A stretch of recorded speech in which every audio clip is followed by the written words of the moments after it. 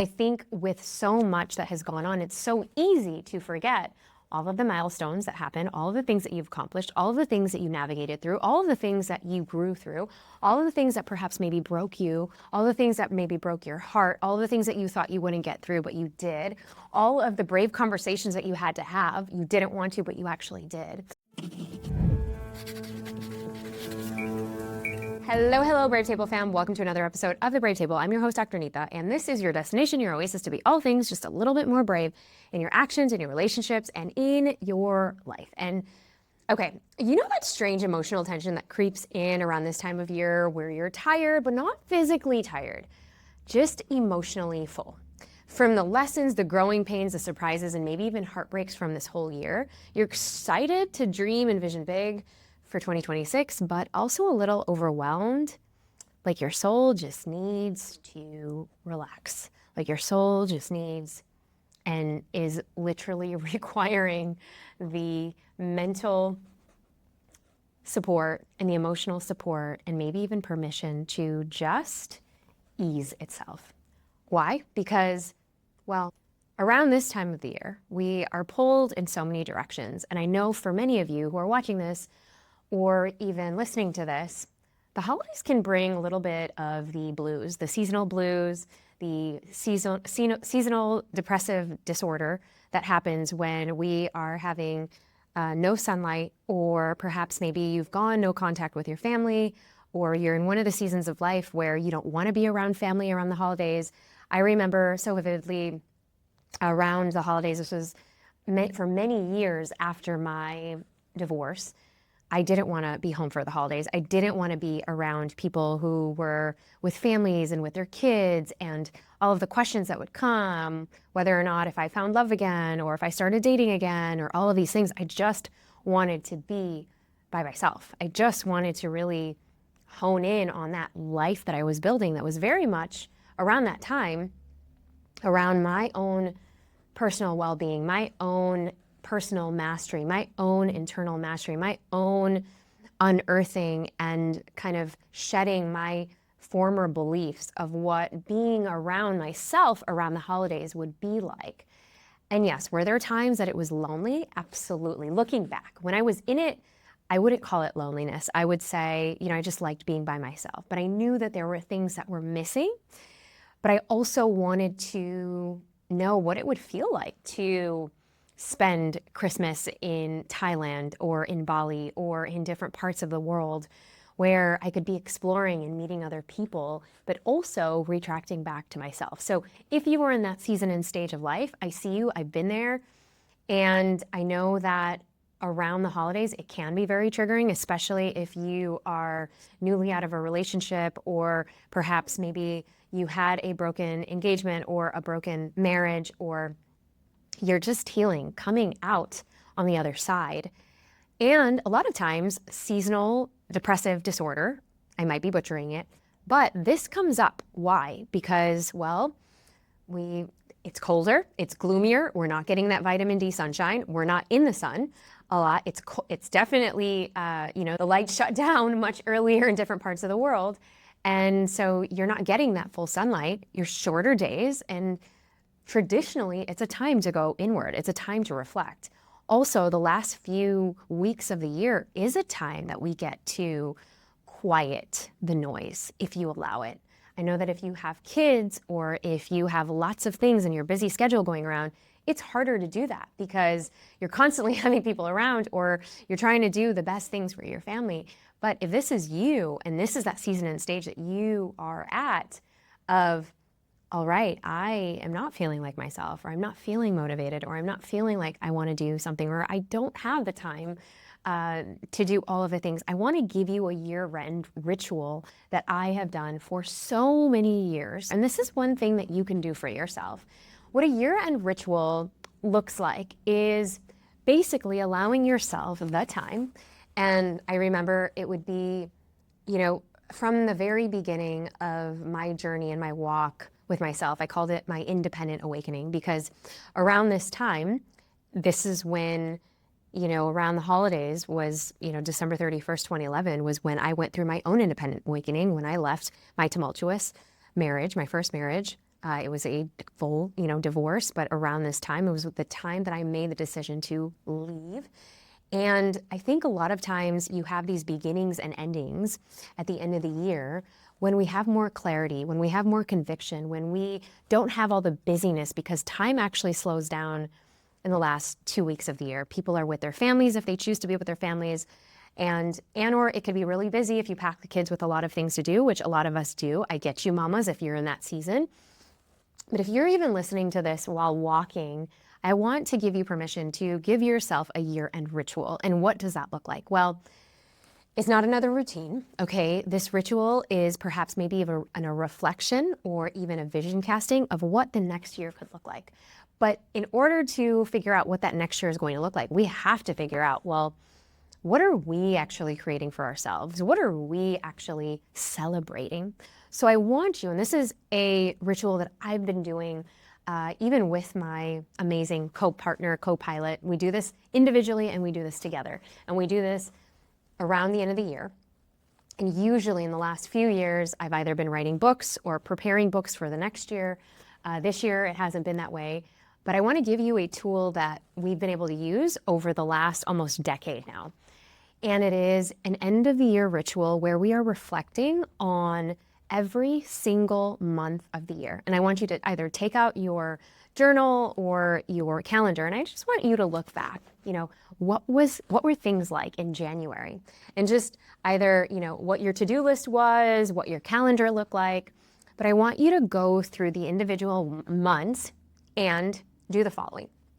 First is, what name or what word would you describe that month of January? And for me, the month of January was growth or chaotic, whichever word you want to use, because we had just moved overseas, cross country, to a brand new country, to the UAE, to Dubai, and we left, what was familiar from home in the US. And there was a lot of things happening. And I want you to pick the 3 things that you were grateful for, or the 3 things that brought you the most expansion and growth. Another way to look at it is 3 things that you appreciate for that month. 3 things that stretched you or grew you. Basically, the 3 things that you learned about yourself. And, for me, it was, learning that I could have more patience with the things and people around me, obviously new beginnings. Also, saying yes to some of the things that I would typically say no to. Just because you're in a completely new environment, you have to say yes to having more support and letting go of a lot of things. So 3 things that you were in awe of or grateful of, 3 things that stretched you or that challenged you, okay? And 1 word that would describe that month, okay? And I want you to do this for every single month. And I want you to also add 1 more thing, is what was the highlight for that month? Maybe an overall highlight. Maybe some months it would be more highlights, but I want you to pick the highlight of that month. Okay, and some would be different.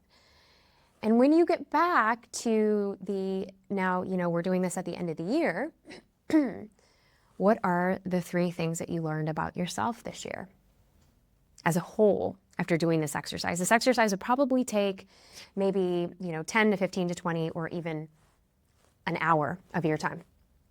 I like to do it over the course of a day, reflecting, and then I go into, journal prompts of, what I could have done differently. And then I go into several different categories, from relationships to friendships to career, finances, growth edges like adventures, quality of life, and just different buckets of what stretched me in those ways this whole year. And you can see why it takes a lot of time, because you want to be able to individually do an audit. This is an audit of your year. And I think with so much that has gone on, it's so easy to forget all of the milestones that happen, all of the things that you've accomplished, all of the things that you navigated through, all of the things that you grew through, all of the things that perhaps maybe broke you, all the things that maybe broke your heart, all the things that you thought you wouldn't get through, but you did, all of the brave conversations that you had to have, you didn't want to, but you actually did.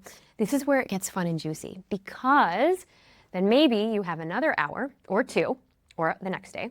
You can see how this can be an entire retreat. My husband and I would do this every year, basically individually, and then we would do this together as a couple. So I'm giving you the tools. You can actually do this together as a couple or with your family if your kids are old enough. My kids are not as old enough as of yet, so we haven't introduced this to them. But we've been doing this as a couple year upon year, and we even have our journals from way back when, and we actually compare notes, and it's been a beautiful process. But then you also want to now plan and visionscape for 2026. And so the same things. Do you have a word for each month of the year?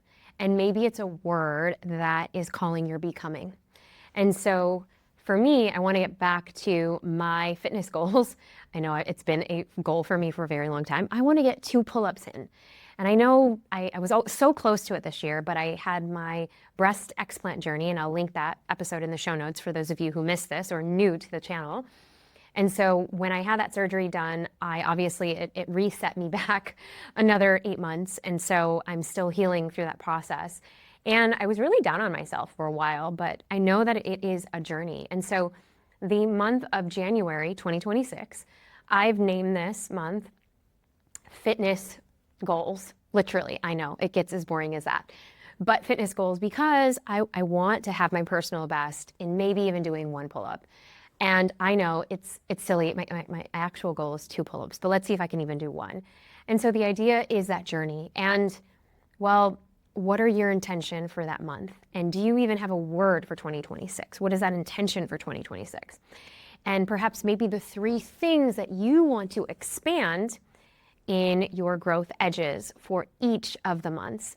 And it could be in the different areas of your life. So it could be in, dating if you're single, or with your partner if you are married, with your kids. Do you want to have different trips that you want to go to with them? Or do you want to do, different things with them? When are you going to plan that? What are you going to do? What is that vision that you want to have? It can be from, the books that you want to read to maybe it's a habit that you want to have more of, but it's along the lines of the different buckets and the different seasons of your life. And what I like to call the different things in your life that perhaps maybe move the needle. So some of you, it could be career or finances if you're trying to save more, or perhaps maybe pay down some of your debt. What are those buckets that you can actually do, and pick 1 or 2 things from each of those individual buckets. So a few years ago, we wanted to do a family holiday to Cancun, and my daughter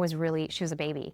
And we got both sides of the family, so both sets of elderly parents, my husband's parents from India, who had never been to Cancun on the beach with people in their bikinis before. They're vegetarian, Jane, so they've never even seen any of that. It was crazy, but we did it. My cousin came, and my other aunts came, and it was a beautiful, really a homecoming. And I had planned that the year before because that was an intention that I wanted to have. I wanted to have that life experience, that life moment. And so if there is anything like that for you, and I promise you, if you put this intention in, your vision casting, it will come true. And of course, you want to do this within obviously reason, but this is a lot of times how manifestation happens.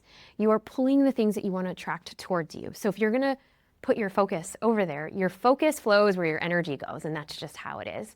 When you do that, then at the end of the year next year, and you do this for each of the months for 2026, at the end of the year, you can go back and see, well, what you vision casted for. And when you're doing the end of the year audit or end of the year ritual, where you look back at your months and you see how far you've come, trust me, it is the most beautiful practice you can have, because it is a future casting or a vision casting practice, but it's also a way where you can celebrate the end of the year. And I think many times when we are going through our moments of feelings, however the end of the year and what the end of the year brings, for me, it's kind of a reminiscence of where I was, 13 years ago now, or 14 years ago now, from that place, December 31st, 2011 to now, and how we're actually becoming. And so it's a beautiful journey and a beautiful way to actually end the year with a bang and end the year with a beautiful note. So I'm going to leave this with you. Thank you so, so much for tuning in.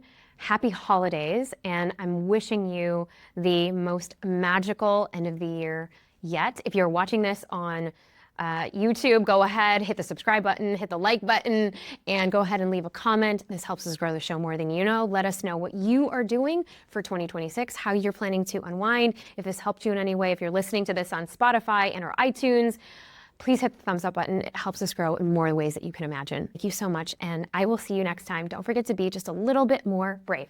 You know I've got so much more in store for you, so if you are really ready to dive in and keep owning your emotions like the boss that you are, click right here. Go ahead, don't be shy. I'll see you in the next one. Keep shining.